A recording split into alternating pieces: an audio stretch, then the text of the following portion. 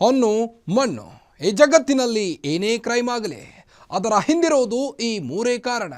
ಅಪರಾಧ ಮಾಡುವಾಗ ಪಾಪಿಗಳ ಮನಸ್ಸಲ್ಲಿ ದುರಾಸೆ, ಮೋಹ, ಆಕ್ರೋಶ, ಕಾಮ, ಹೀಗೆ ಏನಿರುತ್ತೋ ಏನೋ. ಆಗಬಾರ್ದುವಾಗಿ ಸಿಕ್ಕಿಬಿದ್ದ ಮೇಲೆ ಪ್ರತಿಯೊಬ್ಬ ಅಪರಾಧಿಗೂ ಅನ್ನಿಸೋದು, ಮನಸ್ಸಿನಲ್ಲಿ ಕಾಡೋ ಮೊದಲ ಮತ್ತು ಕೊನೆಯ ಪ್ರಶ್ನೆ ಒಂದೇ, ಇದೆಲ್ಲ ಬೇಕಿತ್ತ? ಇದೇ ಈ ಹೊತ್ತಿನ ವಿಶೇಷ. ನಂಬರ್ 1, ಅವನೇ ನನ್ನ ಗಂಡ.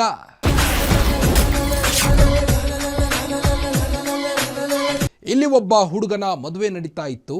ಆ ಮದುವೆ ರಿಸೆಪ್ಷನ್ ಹಂತಕ್ಕೆ ಹೋದಾಗ ಮದುವೆಗೆ ಬ್ರೇಕ್ ಬಿತ್ತು. ಈಗಿನ ಕಾಲದ ರಿಸೆಪ್ಷನ್ ಗೊತ್ತಲ್ಲ, ತಾಳಿ ಕಟ್ಟೋ ಶಾಸ್ತ್ರ ನಡೆಯೋದು ಆರತಕ್ಷತೆ ಮುಗಿದ ಮೇಲೆ. ಅದಕ್ಕೆ ರೀಸನ್ ಏನಪ್ಪ ಅಂದ್ರೆ, ಮದುವೆ ಆಗಬೇಕಿದ್ದ ಹುಡುಗ ಮೊದಲೇ ಒಂದು ಮದುವೆಯಾಗಿದ್ದ. ಮದುವೆ ಆಗಿದ್ದ ಹುಡುಗಿ ಯಾರಪ್ಪ ಅಂತ ನೋಡಿದ್ರೆ ಆಕೆ ಆ ಹುಡುಗನ ಚೈಲ್ಡ್ಹುಡ್ ಫ್ರೆಂಡ್. ಆದರೆ ಜಾತಿ ಮಾತ್ರ ಬೇರೆ, ಅಷ್ಟೇ ರೀಸನ್. ಇದರ ಮಧ್ಯೆ ನಡೆದ ಡ್ರಾಮಾ ಇದೆಯಲ್ಲ, ಅದಂತೂ ಬೇರೆಯದ್ದೇ ಕತೆ. ತಾಳಿ ಕಟ್ಟುವ ಶುಭ ವೇಳೆ, ಮಾಜಿ ಪ್ರಿಯತಮೆ ಪ್ರತ್ಯಕ್ಷ.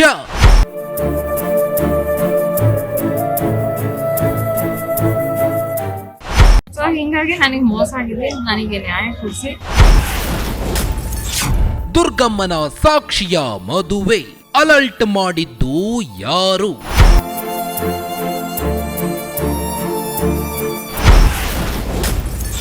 ನಿಂತು ಹೋಯ್ತು ಮದುವೆ, ಮುಂದೇನಾಯ್ತು? ಇವತ್ತು ನಾಳೆ ಅಂತ ಹೇಳಿ ಫೋನಲ್ಲಿ ಹೇಳ್ತಾ ಅದು ರಿಲೇಶನ್ಶಿಪ್ಪಲ್ಲಿ ಮದುವೆ ಮಾಡ್ಕೊಂಡಿದ್ದಾನೆ.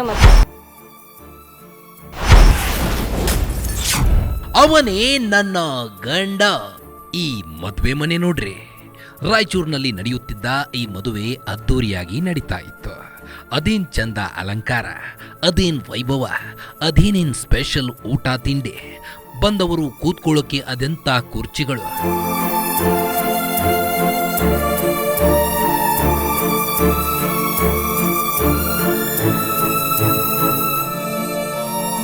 ರಾಯಚೂರಿನ ಸಿಟಿ ಸೆಂಟರ್ನಲ್ಲಿ ನೂತನ ವಧುವರರ ಆರಕ್ಷತೆಗಾಗಿ ವೈಭವದ ವೇದಿಕೆ ಸಿದ್ಧವಾಗಿತ್ತು.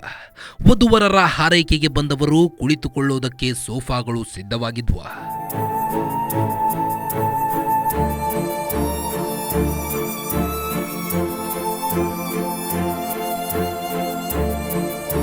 ಆದರೆ ಅವರೆಲ್ಲ ಮದುವೆ ಛತ್ರದಿಂದ ನೇರವಾಗಿ ರಾಯಚೂರು ಮಹಿಳಾ ಪೊಲೀಸ್ ಸ್ಟೇಷನ್ನಿನ ಎದುರು ನಿಲ್ಲುವಂತೆ ಮಾಡಿದ್ದವಳು ಒಬ್ಬ ಹುಡುಗಿ. ಏಕೆಂದರೆ ಆಕೆ ಇಲ್ಲಿ ಒಂದು ಹುಡುಗಿಯ ಬಾಳಿಗೆ ಗಂಡನಾಗಿ ಎಂಟ್ರಿ ಕೊಡಬೇಕಿದ್ದವನ ಮಾಜಿ ಪ್ರೇಯಸೆ. ತಾಳಿ ಕಟ್ಟೋ ಶುಭ ವೇಳೆಯಲ್ಲಿ ಅವಳು ಬಂದಳು.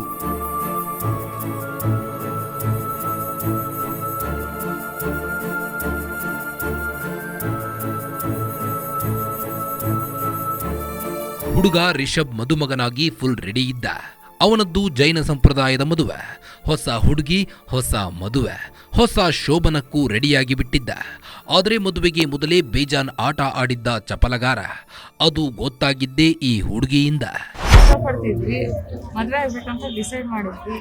ಇಷ್ಟು ವರ್ಷದಿಂದ ಮನೇಲಿ ಒಪ್ಸ್ಕೊಂಡು ಮದುವೆ ಆಗ್ಬೇಕು ಅಂತ ಹೇಳಿ ಡಿಸೈಡ್ ಮಾಡಿದ್ದು. ಸೊ ಒಂದು 6 to 7 months ಬ್ಯಾಕ್ ತಾಳಿ ಕಟ್ಟಿದ್ದ. ಅಂದ್ರೆ ಗುಡಿನಲ್ಲಿ ಇಬ್ರೆ ಕಟ್ಟಿದ್ಮೇಲೆ ನಂಬಿಕೆ ಕೊಟ್ಟ, ಮನೇಲಿ ಎಲ್ಲ ಮುಗಿಸಿ ಮದುವೆ ಆಗೋಣ ಅಂತ. ನಂತರ ಫಿಸಿಕಲ್ ಆಗಿ ಎಲ್ಲ ಆದ್ಮೇಲೆ ಇವಾಗ ಅವನಿಗೆ ಬೇರೆ ಕಡೆ ಮದುವೆ ಫಿಕ್ಸ್ ಮಾಡಿದ್ದಾರೆ. ಫಿಕ್ಸ್ ಮಾಡಿದ್ಮೇಲೆ ಅವನು ಹೇಳ್ತಾ ಇದ್ದಾನೆ ಮದುವೆ ಮನೇಲಿ ಫೋರ್ಸ್ ಮಾಡ್ತಿದ್ದಾರೆ ಅಂತ. ಸರಿ ಆಯ್ತು, ಫೋರ್ಸ್ ಮಾಡಿದ್ರೆ ಏನಾಯ್ತು, ಕ್ಯಾನ್ಸಲ್ ಮಾಡಕ್ಕೆ ಮನೇಲಿ ದಿನ ಕನ್ವಿನ್ಸ್ ಮಾಡ್ತಾ ಇದ್ದೀನಿ ಅಂತಾನೆ ಹೇಳ್ತಾ ಬಂದ. ಈ 1 week ಇಂದ ಸರಿಯಾಗಿ ಕಮ್ಯುನಿಕೇಶನ್ ಇಲ್ಲ. ಒಂದು ಸ್ವಲ್ಪ ದಿನದಿಂದ ಫೋನ್ ಇಲ್ಲ, ವಾಟ್ಸಪ್ ಇಲ್ಲ, ಏನು ಇಲ್ಲ.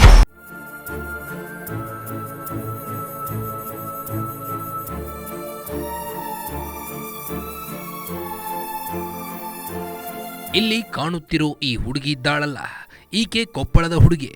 ಓದೋದಿಕ್ಕೆ ಅಂತ ಬಳ್ಳಾರಿಗೆ ಹೋಗಿದ್ದಾಗ ಅಲ್ಲಿ ರಾಯಚೂರಿನಿಂದ ಬಂದಿದ್ದ ರಿಷಬ್ ಅನ್ನೋ ಈ ಪುಣ್ಯಾತ್ಮನ ಪರಿಚಯ ಆಗಿದೆ. ಕೈಯಲ್ಲಿ ಪುಸ್ತಕ ಹಿಡ್ಕೊಂಡು ಓದೋ ಅಂದ್ರೆ ಈತ ಈ ಹುಡುಗಿಯ ಹಿಂದೆ ಲವ್ ಲವ್ ಲವ್ ಅಂತ ಸುತ್ತಿದ್ದಾನೆ. ಹುಡುಗನ ಪ್ರೀತಿಗೆ ಈ ಹುಡುಗಿನೂ ಸರೆಂಡರ್ ಆಗಿದ್ದಾಳೆ. ಅದು ಯಾವ ಲೆವೆಲ್ಲಿಗೆ ಹೋಗಿದೆ ಅಂದ್ರೆ ಪ್ರೀತಿಯ ಹೊಳೆಯಲ್ಲಿ ಮಿಂದೆದ್ದ ಹುಡುಗ ಹುಡುಗಿ ಪ್ರೀತಿಯಲ್ಲಿ ಸ್ವಲ್ಪ ಜಾಸ್ತಿನೇ ಕಂಪ್ಲೀಟ್ ಮುಳುಗಿಬಿಟ್ಟಿದ್ದಾರೆ. ಸೊ ಕಮ್ಯುನಿಕೇಶನ್ ಇಲ್ಲ, ಏನೂ ಇಲ್ಲ. ಸೊ ಹಾಗಾಗಿ ನಾನು ಡೈರೆಕ್ಟ್ ಆಗಿ ವುಮೆನ್ ಪೊಲೀಸ್ ಸ್ಟೇಷನ್ಗೆ ಬಂದಿದ್ದೀನಿ. ನ್ಯಾಯ ಕೊಡಿಸ್ರಿ ಅಂತ ಹೇಳಿ. ನನಗೆ ಅವನೇ ಬೇಕು ಅಂತ ಹೇಳಿ ಕೇಳ್ತಾ ಇರೋದು. ನನ್ನ ಮದುವೆ ಆಗಿದ್ದಾನೆ. ಮೇಡಮ್, ನಿಮ್ಮ ಪರಿಚಯ ಹೆಂಗಾಯ್ತು? ಸರ್, ನಮ್ಮ ಪರಿಚಯ ನಾವು ಚಿಕ್ಕವರಿದ್ದಾಗಿಂದನೇ ಪರಿಚಯ. ಅಜ್ಜಿ ಮನೆಯಲ್ಲಿ ಬೆಳೆದಿದ್ದಲ್ವಾ, ಹಾಗಾಗಿ ನಮಗೆ ಅವರಿಗೆ ಪರಿಚಯ ಆಗಿತ್ತು. ಅಲ್ಲ, ನಿಮ್ದು ಯಾವ ಊರು, ಅವ್ರದ್ದು ಯಾವ ಊರು? ಸಿರುಗುಪ್ಪ ಅಂತ ಹೇಳಿ ಸರ್. ಅವ್ರದ್ದು ಅಂದ್ರೆ ಅಜ್ಜಿ ಮನೆಯಲ್ಲಿ ಸಿರುಗುಪ್ಪನೇ, ಅವ್ರದ್ದು ಸಿರುಗುಪ್ಪ. ಇವಾಗ ಅವ್ರು ಇರೋ ಪ್ರೆಸೆಂಟ್ ಎಲ್ಲಿ ಮೇಡಮ್? ಪ್ರೆಸೆಂಟ್ ರಾಯಚೂರಿನಲ್ಲಿ ಇರ್ತಾರೆ. ನಾನು ಡಿಗ್ರಿ ರಾಯಚೂರಿನಲ್ಲೇ ಮುಗಿಸಿದ್ದೆ. ಏನ್ ಮಾಡ್ತಾರೆ ಮೇಡಮ್ ಅವರು? ಅವ್ರದ್ದು ಬಿಸ್ನೆಸ್ ಇದೆ ಸರ್. ರಿಷಬ್ ಮಾತಿಗೆ ಮರುಳಾಗಿ ಕೈಕೊಟ್ಟಿದ್ದ ಪ್ರಿಯತಮೆ. ಮದುವೆ ಆಗ್ತೀನಿ ಅಂತ ದುರ್ಗಮ್ಮನ ಸಾಕ್ಷಿ ಹೇಳಿದ್ದ. ದುರ್ಗಮ್ಮ ತಾಯಿಯ ಎದುರು ತಾಳಿಯನ್ನು ಕಟ್ಟಿದ್ದ. ಗೊತ್ತಾಯ್ತಲ್ಲ, ಹುಡುಗನು ಚಿಕ್ಕ ವಯಸ್ಸಿನಿಂದ ಹುಡುಗಿಯನ್ನ ನೋಡಿದ್ದವನ. ರಿಷಬ್ನ ಮಾತಿಗೆ ಪ್ರೀತಿಗೆ ಎಷ್ಟರ ಮಟ್ಟಿಗೆ ಮರುಳಾಗಿದ್ದಾಳೆ ಹುಡುಗಿ ಅಂದ್ರೆ ಈತನಿಗೆ ಕೇವಲ ಮನಸ್ಸನ್ನಷ್ಟೇ ಅಲ್ಲ, ಹೃದಯವನ್ನಷ್ಟೇ ಅಲ್ಲ, ಸರ್ವಸ್ವವನ್ನು ಒಪ್ಪಿಸಿದ್ದಾಳೆ. ಅಂದರೆ ಅವರು ಓದೋದಕ್ಕೆ ಅಂತ ಸ್ಟಡೀಸಿಗೆ ಹೋದಾಗ ಅವರು ಪರಿಚಯ ಆಗಿದೆ. ಮೊದಲಿಂದನೂ ಚಿಕ್ಕವರಿದ್ದಾಗಿಂದನೂ ಒಂದು ಸ್ವಲ್ಪ ಪರಿಚಯ ಇತ್ತು. ಮೊದಲು ಬೆಳೀತಾ ಬೆಳೀತಾ ಆಗಾಗ ಅವರು ಊರಿಗೆ ಹೋದಾಗ ಒಂದು ಸ್ವಲ್ಪ ಪರಿಚಯ ಆಗಿ, ಕಾಲೇಜಿಗೆ ಹೋದಾಗೂ ಒಬ್ರನ್ನೊಬ್ಬರು ಒಂದೇ ಊರಲ್ಲಿ ಬಂದಾಗ ಅವರೆಲ್ಲ ಪರಿಚಯ ಆಗಿ ಫ್ರೆಂಡ್ಸು ಅಂತ ಹೇಳಿ ಫ್ರೆಂಡ್ಸ್ ಆಗೇ ಇರೋಣ ಅಂತ ಹೇಳಿದ್ರೇನು ಇಲ್ಲ, ನಾನು ಎಷ್ಟೊತ್ತಿದ್ರು ನಮ್ಮ ತಂದೆ ತಾಯಿನ ಒಪ್ಸಿನೇ ಮದುವೆ ಮಾಡ್ಕೋತೀನಿ, ನಾನು ನಮ್ಮ ತಂದೆ ತಾಯಿನ ಒಪ್ಪಿಸ್ತೀನಿ, ಮದುವೆ ಮಾಡ್ಕೊಳ್ಳೋಣ ಅಂತ ಹೇಳಿ ಆಮೇಲೆ ಬೇರೆ ಕಡೆ ಕರ್ಕೊಂಡು ಹೋಗಿ ಮದುವೆ ಮಾಡಿಕೊಂಡು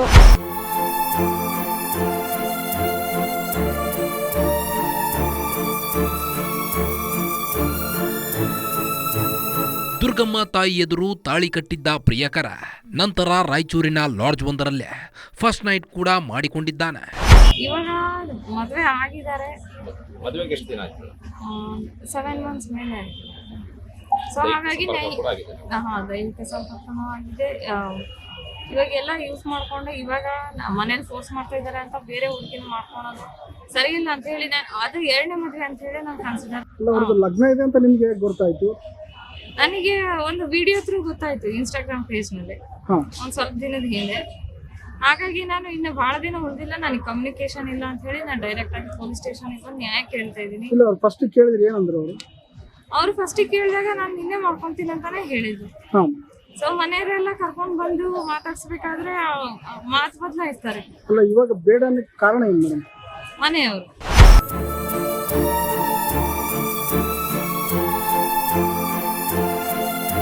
ಆಕೆ ಗರ್ಭಿಣಿಯಾಗಿದ್ದೇ ತರಾತುರಿಯಲ್ಲಿ ಅಬಾರ್ಷನ್ ಕೂಡ ಮಾಡಿಸಿದ್ದ ರಿಷಬ್ ತಾಳಿ ಕಟ್ಟಿದವಳನ್ನು ಹೈಯರ್ ಸ್ಟಡೀಸ್ ಮಾಡುವಂತ ಬೆಂಗಳೂರಿಗೆ ಕಳುಹಿಸಿ ಹೊಸ ಹೆಂಡತಿಯ ಕನಸು ಕಂಡಿದ್ದ.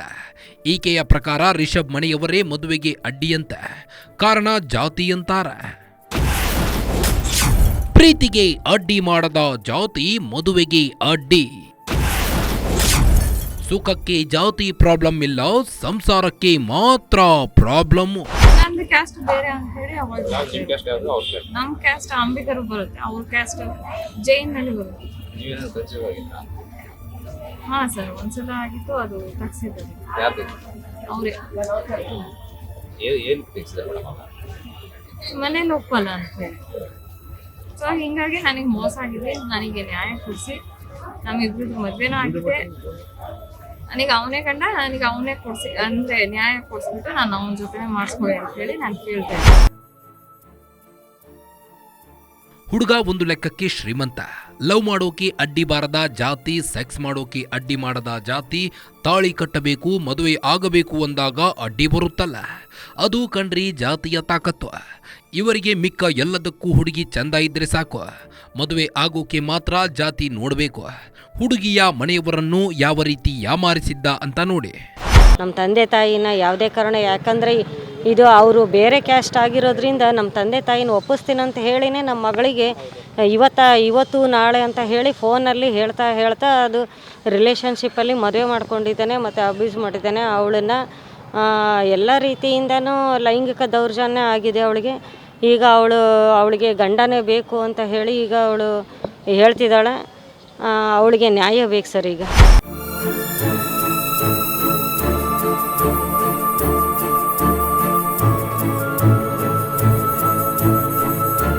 ಹೀಗೆಲ್ಲ ಇದ್ದ ರಿಷಬ್ ಗುಟ್ಟಿನ ಹೆಂಡತಿ ಬೆಂಗಳೂರಿಗೆ ಹೋದ ಬೆನ್ನಲ್ಲೇ ಉಲ್ಟಾ ಹೊಡೆದು ಬಿಟ್ಟಿದ್ದಾನೆ. ಚೆನ್ನಾಗಿದ್ದಾಗ ಪ್ರತಿದಿನ ಫೋನು ಮೆಸೇಜು ವಾಟ್ಸಪ್ ಮಾಡುತ್ತಿದ್ದವನು ಆಮೇಲೆ ಸಡನ್ ಆಗಿ ಸೈಲೆಂಟ್ ಆಗಿದ್ದಾನೆ. ನೀನೇ ಬೇಡ ಹೊಸ ಮದುವೆ ಆಗ್ತೀನಿ ಅಂದಿದ್ದ.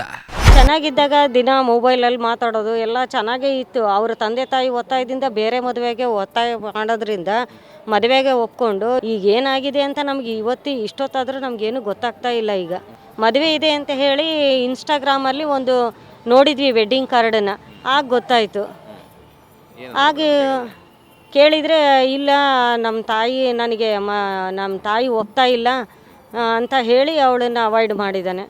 ಈಗ ಅವಳು ನನಗೆ ನ್ಯಾಯ ಬೇಕು ಅಂತ ಬಂದಿದ್ದಾಳೆ ನಮ್ಮ ಮಗಳೀಗ.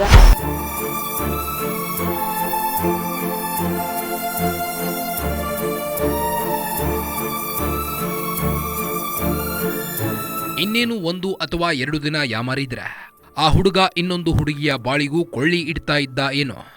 ಆ ಒಂದು ಮದುವೆ ಇನ್ವಿಟೇಷನ್ ಕಾರ್ಡ್ನ ಸೋಷಿಯಲ್ ಮೀಡಿಯಾದಲ್ಲಿ ನೋಡಿ ಬೆಚ್ಚಿ ಬಿದ್ದ ಹುಡುಗಿ ಡೈರೆಕ್ಟ್ ಆಗಿ ಪೊಲೀಸ್ ಸ್ಟೇಷನ್ಗೆ ಹೋಗಿ ದೂರು ಕೊಟ್ಟಿದ್ದಾಳೆ. ಪೊಲೀಸರು ಹೋಗಿ ಮದುವೆಯನ್ನೇ ನಿಲ್ಲಿಸಿದ್ದಾರೆ. ಪೊಲೀಸರಿಗೆ ದೂರು ಕೊಡೋದಕ್ಕೆ ಕಾರಣನೂ ಇದೆ. ಯಾಕಂದ್ರೆ ಯಾವ ಹುಡುಗಿಯ ಬೆನ್ನು ಬಿದ್ದು ಪ್ರೀತಿ ಮಾಡಿ ತಾಳಿ ಕಟ್ಟಿ ಮೋಜು ಮಾಡಿದ್ದನೋ ಅದೇ ಹುಡುಗಿಯನ್ನ ನೀನು ನನಗೆ ಇಷ್ಟ ಇಲ್ಲ ಅಂತ ಒಂದೇ ಮಾತಲ್ಲಿ ಫೋನ್ ಕಟ್ ಮಾಡಿದ್ನಂತೆ. ಅಂದ ಹಾಗೆ ಇದೆಲ್ಲ ಬೆಳಗ್ಗೆ ಹೊತ್ತಿನಲ್ಲಿ ನಡೆದ ಗಲಾಟೆ. ಪೊಲೀಸ್ ಎಂಟ್ರಿ ಕೊಟ್ಟ ಮೇಲೆ ಸೀನ್ ಚೇಂಜ್. ಪೊಲೀಸರು ಎಂಟ್ರಿ ಕೊಟ್ಟು ಸಾಕ್ಷಿಯನ್ನು ಕೊಟ್ಟ ನಂತರ ರಿಷಬ್ ಮಣಿಯವರು ಸ್ವಲ್ಪ ಬಗ್ಗಿದ್ದಾರೆ. ಮದುವೆ ಮಾಡಿ ಕೊಡ್ತಾ ಇದ್ದವರು ಬಡವರೇನಲ್ಲ, ಸ್ಥಿತಿವಂತರೇ. ಇಂಥವನಿಗೆ ಮಗಳನ್ನು ಕೊಡಬೇಕಾ ಅಂತ ಪ್ರಶ್ನೆ ಮಾಡಿಕೊಂಡು ಮದುವೆಯನ್ನೇ ಸ್ಟಾಪ್ ಮಾಡಿದ್ದಾರೆ.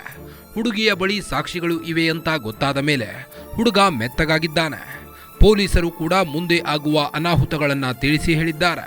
ಫೈನಲ್ ಆಗಿ ಹುಡುಗ ಮೋಸ ಮಾಡಿದ್ದ ಹುಡುಗಿಯ ಜೊತೆ ಬಾಳೋಕೆ ಹೊರಟಿದ್ದಾನೆ. ಮನೇಲಿ ಒಪ್ಸ್ಕೊಂಡು ಮದುವೆ ಆಗಬೇಕು ಅಂತ ಹೇಳಿ ಡಿಸೈಡ್ ಮಾಡಿದ್ದು. ಸೊ ಒಂದು 6 to 7 months ಬ್ಯಾಕ್ ತಾಳಿ ಕಟ್ಟಿದ್ದ. ಅಂದ್ರೆ ಗುಡಿನಲ್ಲಿ ಇಬ್ರೆ ಕಟ್ಟಿದ್ಮೇಲೆ ನಂಬಿಕೆ ಕೊಟ್ಟ, ಮನೇಲೆಲ್ಲ ಒಪ್ಸಿ ಮದುವೆ ಆಗೋಣ ಅಂತ. ನಂತರ ಫಿಸಿಕಲ್ ಆಗಿ ಎಲ್ಲ ಆದ್ಮೇಲೆ ಇವಾಗ ಅವನಿಗೆ ಬೇರೆ ಕಡೆ ಮದುವೆ ಫಿಕ್ಸ್ ಮಾಡಿದ್ದಾರೆ.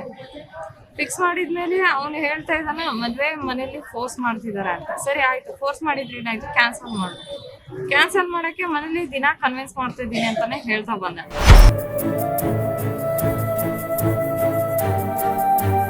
ಹುಡುಗನ ಮನೆಯವರು ಈಗ ಹುಡುಗಿಯನ್ನ ಒಪ್ಪಿಕೊಂಡಿದ್ದಾರೆ. ಒಂದೇ ಕಾರಿನಲ್ಲಿ ಗಂಡು ಹೆಣ್ಣು ಇಬ್ಬರನ್ನ ಕರೆದುಕೊಂಡು ಹೋಗಿದ್ದಾರೆ. ಮನೆ ತುಂಬಿಸಿಕೊಂಡಿದ್ದಾರೆ. ಅಲ್ಲಿಗೆ ದುರಂತವಾಗಬಹುದಾಗಿದ್ದ ಬದುಕು ಸುಖಾಂತ್ಯ ಕಂಡಿದೆ. ಪಿಕ್ಚರ್ ಅಭಿ ಬಾಕಿ ಹೇ ಎನ್ನುವಾಗಲೇ ಶುಭಂ ಬಂದಿದೆ. ಆದರೆ ಚಂದವಾಗಿಯೇ ಬದುಕಬೇಕಾಗಿದ್ದ ಬದುಕಿನಲ್ಲಿ ಇಷ್ಟೆಲ್ಲ ರಣರಂಪ ಬೇಕಿತ್ತ? ಇದೆಲ್ಲ ಬೇಕಿತ್ತ ಅನ್ನೋ ಕಟ್ಟ ಕಡೆಯದಾಗಿ ಉಳಿಯೋ ಪ್ರಶ್ನೆ.